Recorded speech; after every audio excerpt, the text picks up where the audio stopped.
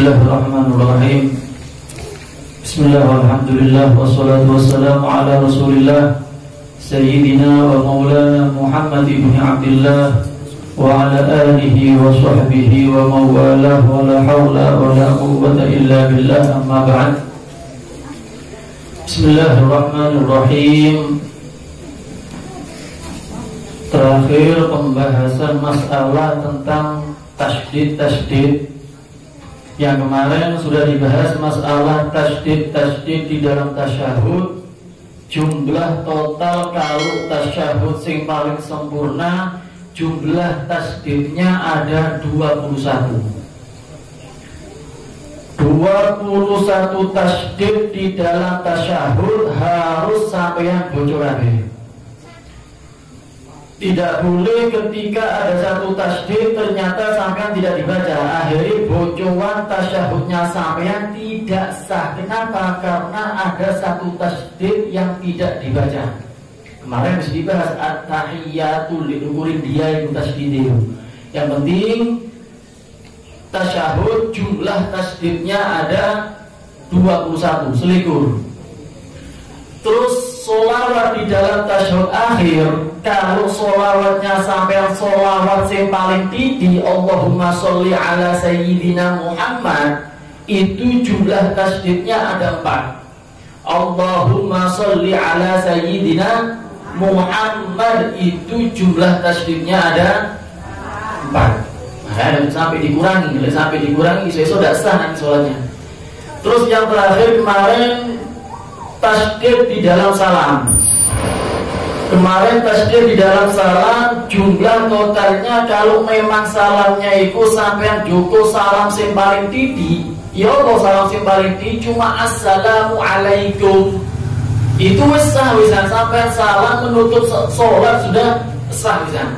Nah kalau sampean salamnya gawe salam sing paling tinggi, gawe lafaz assalamualaikum, itu tasydidnya cuma satu. Tapi kalau sampean yang biasanya diapal, mau yang biasanya dilakukan assalamualaikum warahmatullahi, berarti loro tasydid. Dikukuri sin abe dikukuri lam jalalah. Cuma sing paling lengkap assalamualaikum warahmatullahi wabarakatuh. Cuma yang afdol yang biasa dipakai assalamualaikum warahmatullahi. Nah kalau yang assalamualaikum warahmatullahi, iling-iling tasydidnya ada 2. Dukurisin ambil didukuri lamul jalan.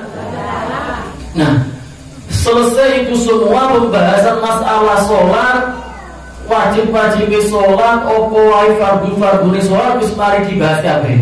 Nah kalau di kitabnya sampai itu setelah masalah tasydid, di situ masalah auqatus sholat, waktu-waktunya sholat. Kapan zuhur waktu nih, kapan asar waktu nih, kapan maghrib. Nah di situ nanti bahasanya. Nah cuma sebelum bahas di situ, kita akan bahas masalah sunnah dalam sholat. Supaya penting, sholatnya kita ini duduk asal sholat toh, tapi ada sunnahnya yang dikerjakan sing digawe ketika sholat. Nah eman, kalau kita di sholat ternyata cukup wajib itu eman. Sholat itu kalau bisa melakukan sama sunnahnya juga, supaya sholatnya kita lebih sempurna.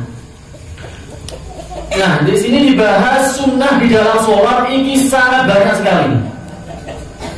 Di sini para ulama mengumpulkan sunnah di dalam sholat jumlahnya 500. Wah, ini tidak dihitung, ini tidak dibahas, ini sobu kali ini. Ini sunnah di dalam sholat, ulama mengumpulkan ada 500 sunnah di dalam sholat. Ada lagi ulama yang mengumpulkan sunnah di dalam sholat ono 800. Susu 300. Ini 500 guys. Nah, ada yang mengumpulkan 800 sunnah. Sangat luar biasa. Berarti ternyata sholat itu tidak asal gerak-gerak anto, tidak asal takbir, tidak asal rukuk sujud. Ternyata sunnahnya wakil. Orang sih ngomong 500, orang sih ngomong 800. Terakhir ada yang mengatakan 1000 sunnah.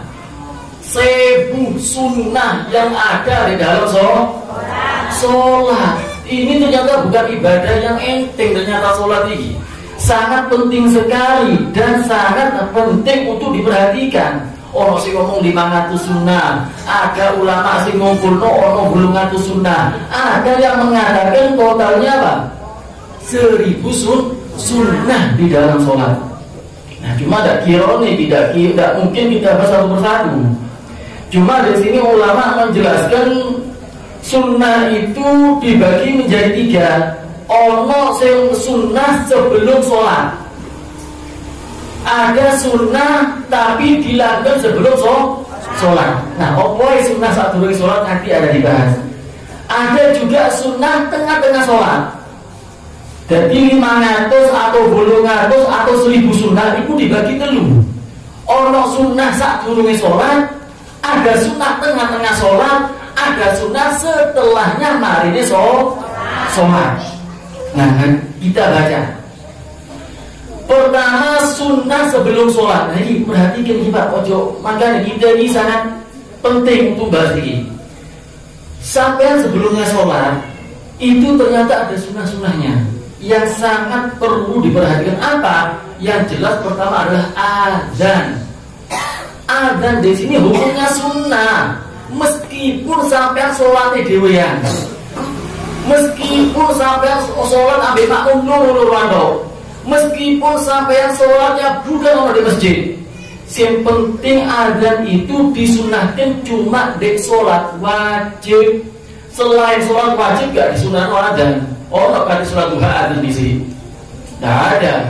Azan itu disunahkan gawe sholat wajib.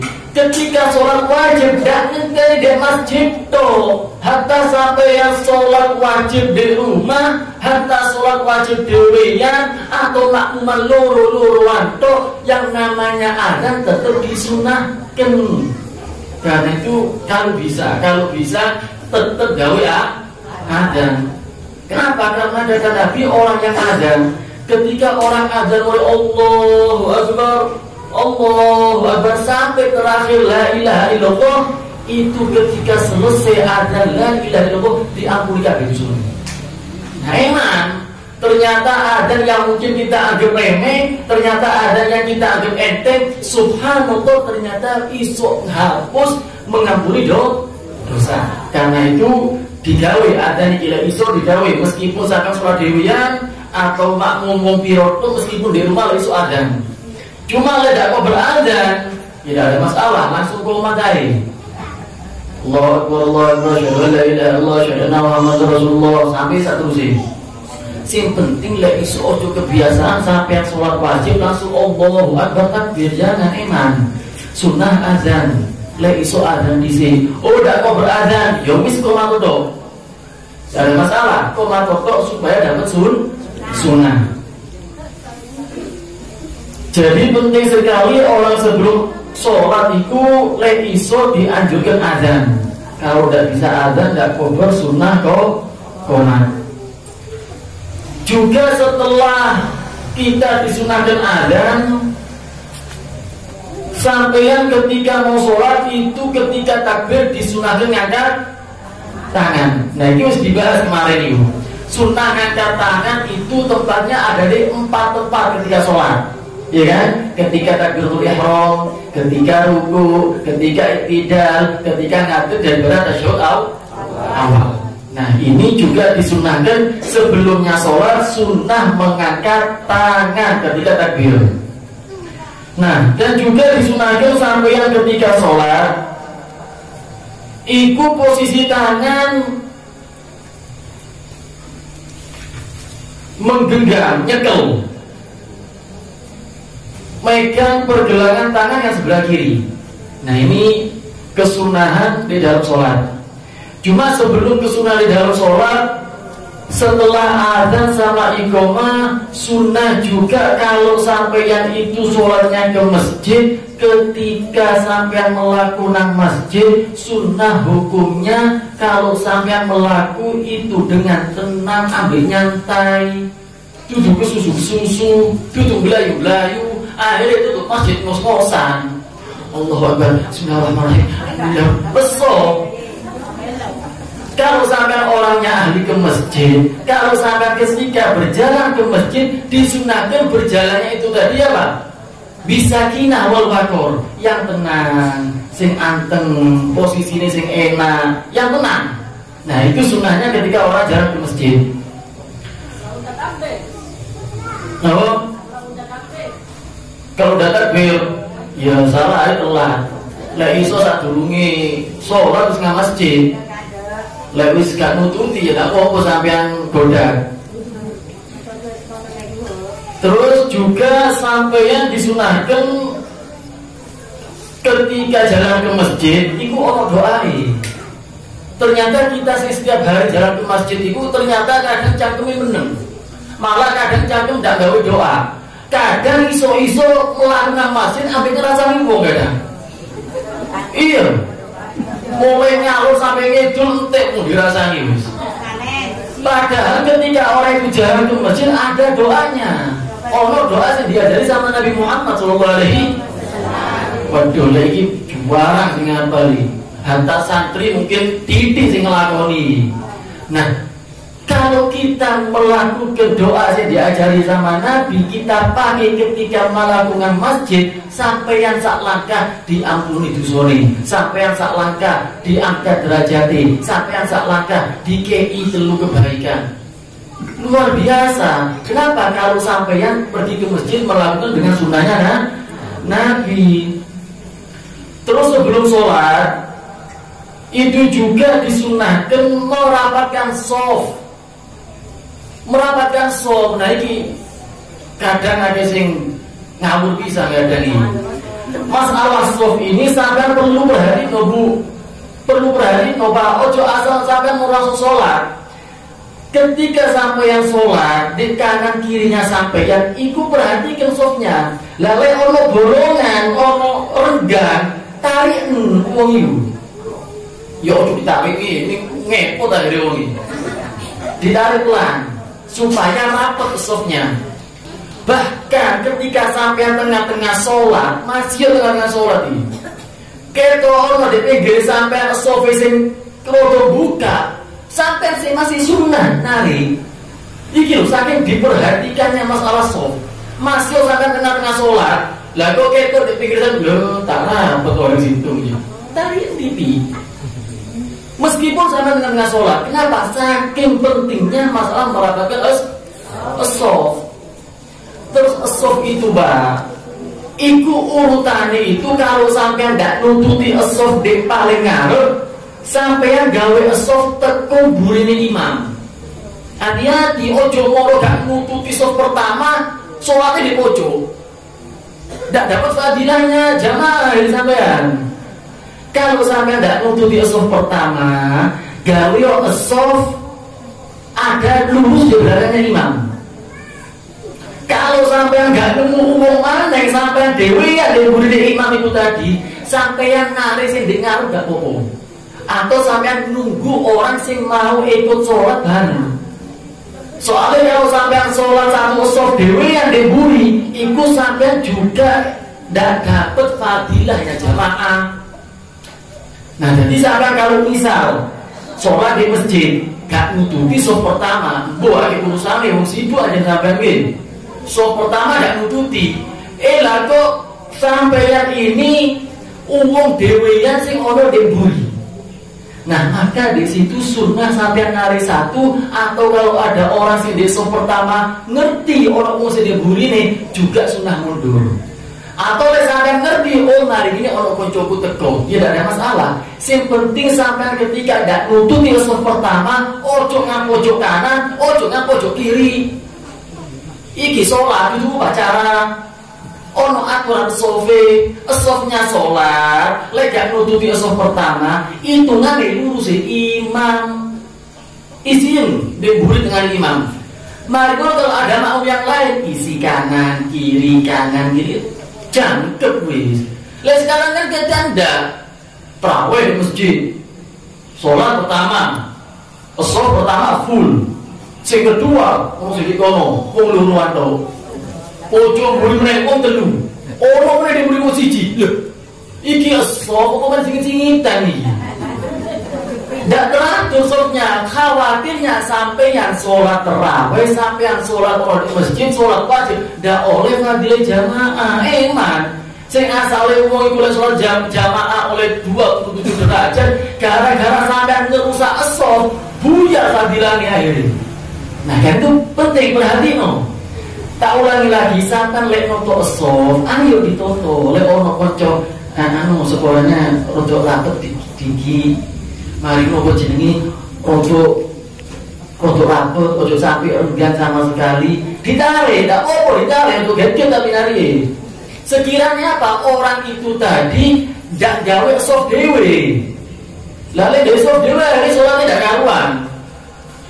Makanya juga sunnah buat imam, sunnah gawe imam. Ketika imam iki kate memulai sholat, ojo langsung takbir.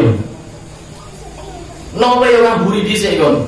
Delon perhati no posisi ini makmum itu tadi. Tepak apa ndak softnya, tepak apa ndak garisnya. Wong kadang ke softnya miring kanan miring kiri, ndak tepak. Masjidnya kalau garisane, makmumnya waduh orang sing maju, orang sing mundur, ndak tepak. Karena itu kalau imam sunnah bagi imam sebelum sholat delok makmum.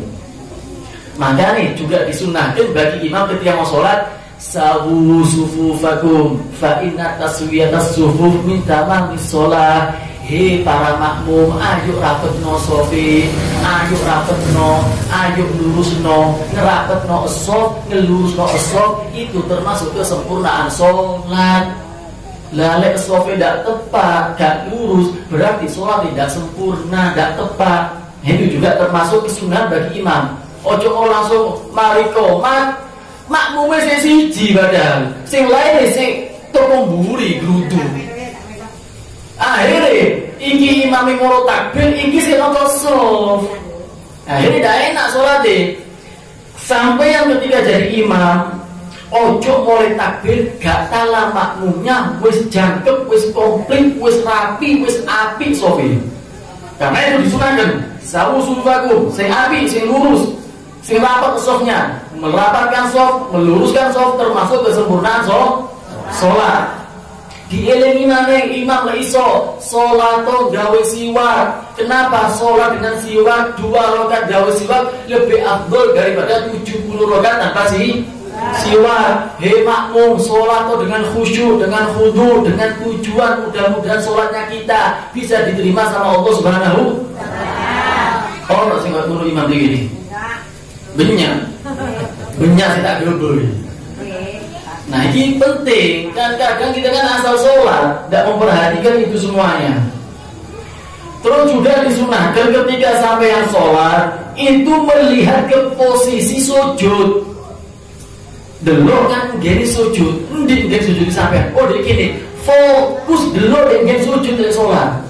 Kenapa? Kalau kita melihat ke arah sujud, itu termasuk tanda-tanda kita sholatnya khusyuk. Tapi lah saya kan enggak kan. Ojo delok ngangge sujud, delok kang imam ae enggak kan. Ono sudah motor liwat mulai wis motori. Ono wong sing lewat mulai ngelirik maneh. Ono nyamuk, ono cecek didelok maneh. Nah, ini enggak khusyuk kabeh salatnya. Sunnah ketika sholat sampai melihat ke tempat posisi sujud. Ojo noleng yang di fokus sing anteng, ayo dibelajari iki moto. Oh nang ndi kon. Ketika sampeyan ono sing apa jenenge sing ganggu, kadang ono suara, redep koyo ono barang sing lubur, padahal ndak ono apa-apa. Kadang ono sing lewat, padahal ndak ono sing lewat. Apa? Itu kata Nabi, setan yang apa yo? Sing menipu manusia. Sekiranya sholat tidak khusyuk. Ayo wis kadang kok sering sholat iku moro ono krungu-krungun, koyo ono sing lewat, itu asline setan. Supaya apa sholat sampean cek gak khusyuk, sholat sampean dicolong nanti setan. Karena itu disunahkan ketika sholat diajari moto ini. Ayo delok fokus ke tempat sujud. Kenapa? Supaya sholatnya kita khusyuk. Terus juga disunahkan sebelum sholat sampeyan baca ta'awud. A'udzubillahi minasyaitonir rajim. Waduh, karena luar biasa godaan wong salat iki, Pak. Witik wong sing iso khusyuk pas salat iki. Witik sak alim-alime koyo apa, sak pinter-pintere koyo apa, sak surbane paling gedhe koyo apa. Lek wis bab salat paling angel wis. Paling repot. Ndak iso kita iki repot kabeh khusyuk iku. Mesti ono ae sing gare kepikiran. Kenapa? Dibisi ambek setan sampean. Karena janjinya setan. Setan itu ketika ada orang sholat dibisi. Ngerti bisiane apa sampean? Uzkur kada. Elingo kon. Elingo iki. Subhanallah pas sholat eling kabeh. Pas gak sholat gak ono sing eling. Pas sholat eling kabeh. Waduh, man kunciku dene sore konsen. Waduh, man sandaku ono di kono. Waduh, man lambiku durung dikumbah. Eling kabeh, kenapa? Yaiku setan. Karena memang setan itu selalu bisi-bisi orang ketika sholat. Karena itu kita saat turun sholat disunahkan, dianjurkan baca a'udzubillahi minasyaitonir. Sing bojo ta'awud kusir setan iku ojo gelem dikunci setan to sampean. Gak cukup tadi kunci setan pas saat turun sholat. Ojo pas sholat ya sing dikunci setan pisan. Usir a'udzubillahi minasyaitonir rajim. Juga disunahkan apa? Selain baca a'udzubillah, disunahkan baca kul a'udzu birabbin nas. Kul a'udzu birabbin nas, malikin nas, ilahin nas, min syarril wasil khannas, alladzi yuwaswisu fi sudurin nasi minal jinnati wan nas. Disunahkan karena itu supaya menghilangkan was-was di dalam hati kita. Jadilah was-was iman. Jadi eling-eling sampai saat demi sholat, baca ta'awudz, baca kul a'udzu birabbin nas, supaya sholatnya sampainya tidak diganggu sama setan. Juga disunahkan. Nah ini penting bisa nih, siwakan. Gak usah siwak sampai sholat. Gak apa, udah garam. Disunahkan siwakan sebelum sholat. 2 rakaat dengan siwak lebih afdol daripada 70 rakaat tanpa siwak. Gawe siwak supaya dapat fadilah, supaya dapat sunnahnya itu tadi. Juga sebelum sampai sholat disunahkan bocor niat singkit. Usolli fardhal isya'i 4 raka'atin mustaqbilal qiblati ma'muman lillahi ta'ala. Disunahkan. Kenapa? Cek gawe teguran gawe ati. He ati, he pikiran, ojo eling opo-opo. He ati, ojo kepikiran opo-opo. Saiki wali sholat. Karena itu disunahkan melafalkan niat. Usolli fardhu dhuhri, usolli fardhu subhi. Kenapa? Untuk melatih hati. Hati iki mari aku kali sholat. Ayo, si khusyuk hati. He akal, he pikiran iki dek ngarep iki wis kali sholat. Ojo mikiri opo-opo, ojo kepikiran opo-opo. Baru ketika takbir sampean niat di jero hati. Tapi sebelumnya takbir disunahkan melafalkan niat. Nah, itu adalah sunnah-sunnah sebelum sholat. Adapun sunnah-sunnah sebelum setengah-tengah sholat, wallahu a'lam bishawab. Ada yang mau dibahas? Sholat sunnah tujuh tidak ada masalah. Sholat itu hukumnya wajib berdiri kalau sholatnya sholat wajib.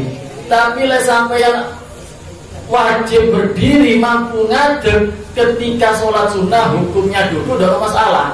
Tapi ojo lali kalau sampai yang mampu ngadeg tapi ketika sholat itu tadi sampai yang milih sholat longgo ganjaran nih kali separuh togel. Kalau misalnya sampai yang sholat duha atau sholat qobliyah ba'diyah yang asalnya mungkin kalau pahala itu ganjaran oleh 100 iso ngadeg sampai yang 7 sholat duha nih, maka sampai oleh 50 ganjaran nih. Itu cuma gambaran. Jadi oleh separuh. Lungguh iso ngadeg iso milih sholat leset tidak ada masalah. Kata sampean sholat sunnah meleset gak masalah. Cuma yo dikurangi maneh separuh maneh. Separuh ni 50 piro setengah titik ae. Seperempat kalah banget. Ada lagi yang begas? Cukup? pertama kan sudah full, ada makmum satu, hanya satu, narik yang depan kan berarti kosong. Nah, ketika sampai narik di depan, otomatis kosong kan? Langsung makmum yang kosong itu tadi rapat, jadi geser satu persatu. Jadi makmum si kosong itu tadi nutupi soft yang kosong.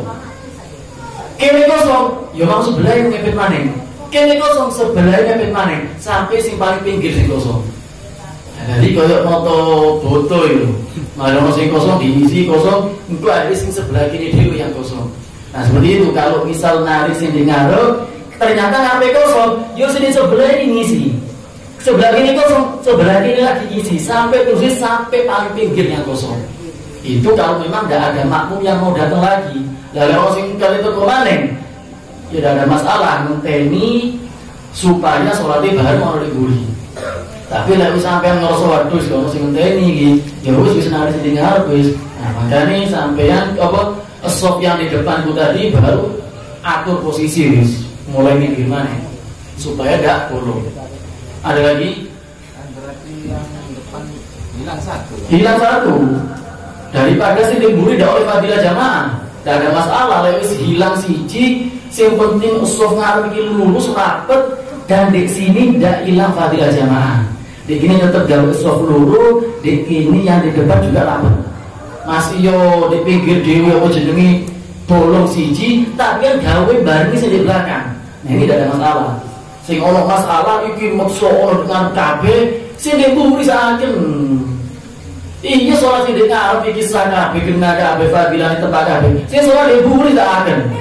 Akhir takutnya tidak mendapatkan fadilah jamaah. Ada lagi mau dibahas? Cukup. Wallahu a'lam.